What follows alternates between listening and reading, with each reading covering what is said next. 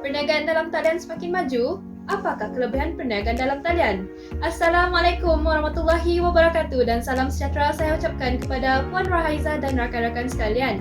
Saya, Nur Syahidah binti Syahrul memegang kad metrik di 2020096484 dari ISMP Fizik.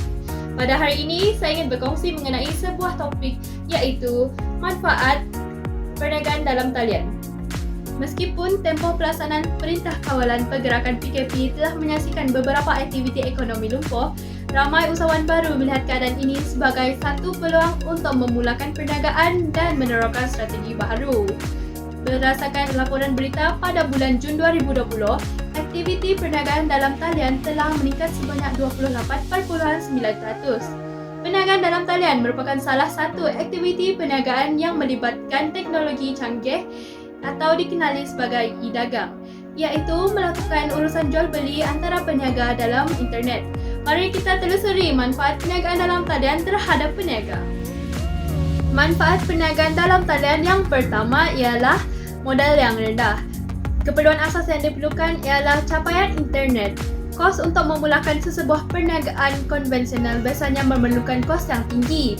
Namun, kos sewa kedai, ubah suai bangunan dan upah pekerja dapat dikurangkan melalui perniagaan dalam talian. Manfaat yang kedua ialah segmen pasaran yang lebih luas. Capaian internet yang tiada terhad telah menjadikan proses globalisasi masyarakat dunia menjadi semakin pantas. Rentetan itu, peniaga dapat memasarkan produk mereka ke pasaran global dengan menjalankan perniagaan secara dalam talian. Tambahan pula, media sosial juga telah menjadi medium perniagaan yang memudahkan pengguna global untuk membeli. Hal ini sekaligus telah meluaskan pelanggan yang tidak hanya terhad kepada rakyat Malaysia sahaja, malah juga kepada pelanggan antarabangsa. Manfaat yang ketiga ialah berniaga secara dalam talian memberi peniaga masa yang fleksibel. Terdapat spekulasi dan salah faham tentang perniagaan dalam talian, iaitu peniaga perlu berada di hadapan komputer sepanjang masa dan melayan pelanggan. Kefahaman tersebut adalah tidak benar sama sekali.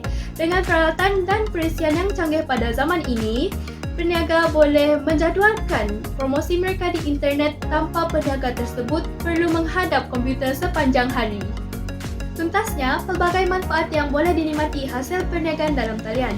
Janganlah kita berputus asa dalam mengharungi pandemik apabila kehilangan sumber pendapatan. Berjuanglah mencari rezeki, sesungguhnya Allah SWT telah menetapkan rezeki untuk setiap manusia sejak di dalam rahim lagi. Sekian sahaja daripada saya. Terima kasih.